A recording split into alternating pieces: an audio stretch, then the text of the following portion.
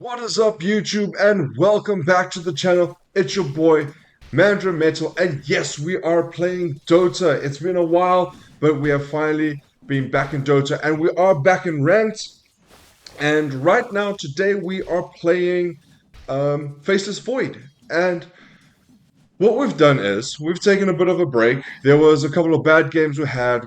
I think we've lost about 300 MMR, maybe a little less. I'm not too sure. But yes, we are playing Faceless Void, and as you can see, I've got a good support on my side. He is harassing a hell of a lot. The line is doing a great job, and yeah. So what we've decided is that I'm just gonna keep playing the game, and what I've decided is I'm just gonna keep playing the game and hopefully just bring out some interesting content. I'm not gonna focus on um, anything special. It's just going to be pretty much my Dota gameplay and just commenting on what I've done. And over here, I did lose quite a bit of HP. They are diving my Lion. He unfortunately went down, but we got the Abaddon in return.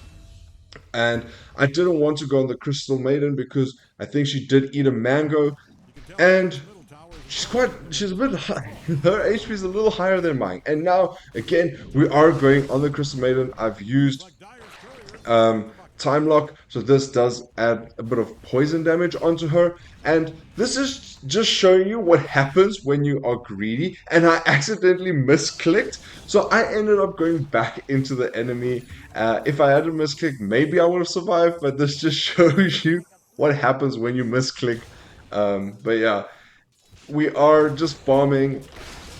And one thing I do have to tell you is that the guys that we were playing with, especially the Pudge and the Centaur, they were quite salty, and they were also they were a little bit toxic in the game. And you know what? I muted them very quickly in the beginning of the game, but that's what you do.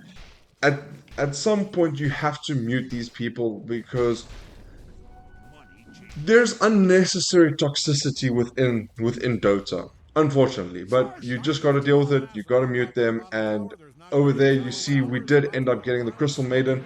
I have gotten myself a Morbid Mask. This is going to give me some lifesteal. Now, coming out onto the Courier is going to be the actual full Mask of Madness. That's going to help me with my farm. And then I've gotten some components to get my Milnir. Well, first Maelstrom, then I'll go Milnir. And we are doing quite well in the game. You know, they are shutting down the Drow, which is their carry. So this is creating a lot of space. And essentially in Dota, this is what you want. As a carry player, this is what you want to see on the map. You want to see this happen. You want to see the enemy Drow or their, let's just call it their carry. You want to see their carry die a few times. Um, and these moves are very important because it's freeing up space for me. I can farm comfortably. Now I can go in and out of the lane, hoping to get more CS that way. And here, Crystal Maiden and the Abaddon came back, but we do have the supports with us. We've got Hoodwink and we've got Lion. So hopefully we can try and jump them. I use my ulti and I'm focusing the Crystal Maiden. The Abaddon still has his ulti, and his ulti is borrowed time, which means when he gets to a certain point, he actually starts regenerating the more damage he takes. So I was just like, no, you know what? I'm not going to waste my time on the Abaddon. Leave him. Let me focus on the Crystal Maiden. It's an easier kill, more gold towards me. After getting Milnir, I am upgrading it to Maelstrom. No, sorry, that's the wrong way. After getting um, Maelstrom, I'm upgrading it to Milnir. Yeah, sorry guys, I just switched those two around. And then after that, I am going BKB. This is going to help me in the team fights. Now, we wanted to go on the Spirit Breaker, but there was no dust. And I, as a carry player, I was not thinking of carrying dust. It was my own fault. So I just asked our two supports, I said, guys, can you please carry dust?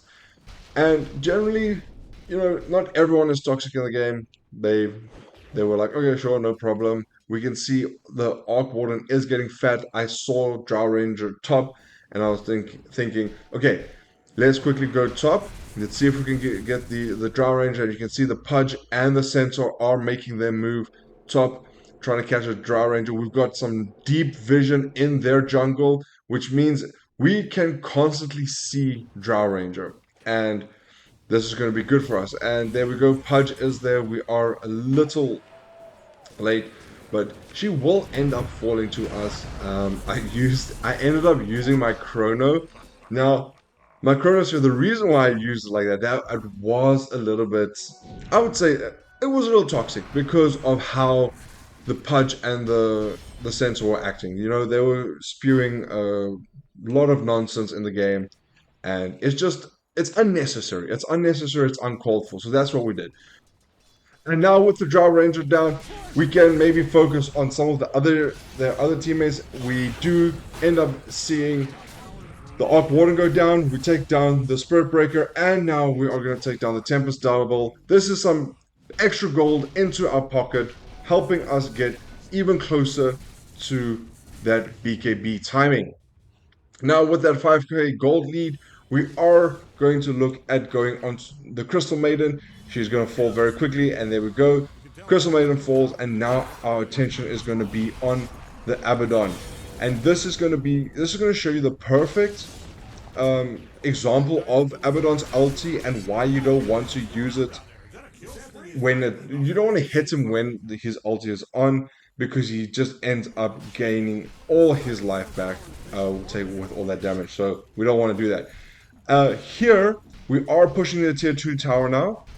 The Lion, as you can see on the minimap, Centaur is gone, Hoodwink has disappeared, and the Pudge is disengaged. So I don't know why we weren't, as a team, collecting this or destroying the tower. We could have actually probably gotten the Arc Warden if everyone was there again. But at this point, I also just said, "Hey, Lion, thank you so much for helping me, but I am out. I'm going to save myself." We ended up getting BKB. Now taking the Tormentor. The next item I will be going for is going to be Skadi. Hopefully this will help us. And unfortunately, our Hoodwink did fall to Tormentor, and it was hilarious. So I ended up tipping him just as a joke, just tipping Hoodwink as a joke, which was very, very funny. But yes, now almost Skadi.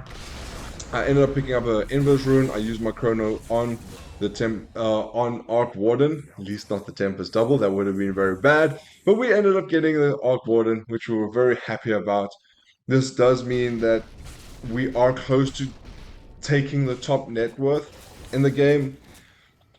Arc Warden can be devastating if he gets a free game. So these kills are very important. You know, we've completely left the Drow. You can see we've kind of shut her down. She has a lot to do before she can do anything. And the Centaur has used his ulti just to help us here. We jump in. We end up killing the Arc Warden and the Spirit Breaker. Now we focus our attention onto the Crystal Maiden. We do get her. Her ulti was cancelled. This is now again Abaddon, just leaving him behind. He's trying to get me down. BKB has not even been used yet. We still have a 9-second BKB. I just decided, you know, maybe it's not the best time to use it now. And I wanted to take the Tormentor, but with me being low and two other heroes not being cooperative because they are a little bit toxic, they were just not having it. And we ended up focusing on the tier 3 tower instead. Claiming the tier 3 tower, claiming their bottom barracks, and getting closer to that Skadi timing. The Skadi is just going to help us with more survivability, also just cancelling any regen that they do have, just lowering that. And there we go. Our Pudge does jump onto the Crystal Maiden. She falls down again. A great stun from the Lion. I ulti the Arc Warden, making sure that we can get him down, get him out of the game, and there we go. And you know what? Let's not focus on fountain farming, because we might end up just losing a lot. If we end up fountain farming, the Pudge and the Centaur were still very excited, and I wanted us to now go and push Roshan, but you can see our Pudge again. Our Pudge and the Centaur are not there. They ended up taking the Roshan, which was not what I wanted. I wanted us to claim Aegis, but you know what? Abaddon has it. Crystal Maiden has fallen. I am a little silenced at the moment, but here, you know, you can't control the ulti, but he ended up losing his first life, and we're gonna take him down again. A lot easier the than the first time, because you know now he's just fallen. We are wicked sick, top net worth. Most of their team is down. We've claimed top barracks. We're claiming middle barracks. We end up securing mega creeps. Arc Warding is trying everything to defend. We are on a monster kill. He buys back. Now our attention is on the Abaddon. Arc Warden uses Gleipnir to get all of us. He is just thrown his shield on us. I don't know why. He falls again. We are godlike with a double kill. Spirit Breaker now charges in.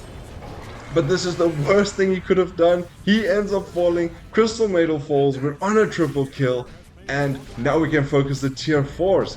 But Crystal Maiden buys back. Can we get an ultra kill? I don't. The rampage would have been nice, but we wouldn't have gotten it anyway because we missed 2 other kills. We are on a triple kill. We're beyond godlike. We ended up going down only once in this game, and that was because of our greediness. It just shows you what happens when you are greedy. And we ended up securing the win. We won this game, and it was fun, even with these 2 toxic players with us in the game. But it's good. That is it. And yeah, that was our Void Spirit game. Let me know what you think of the video. Thank you so much for watching it. Hit that like button. You know what to do. Subscribe if you want to see more content. But that is it for today. Thank you so much, guys, and I'll see you guys all next time. Bye.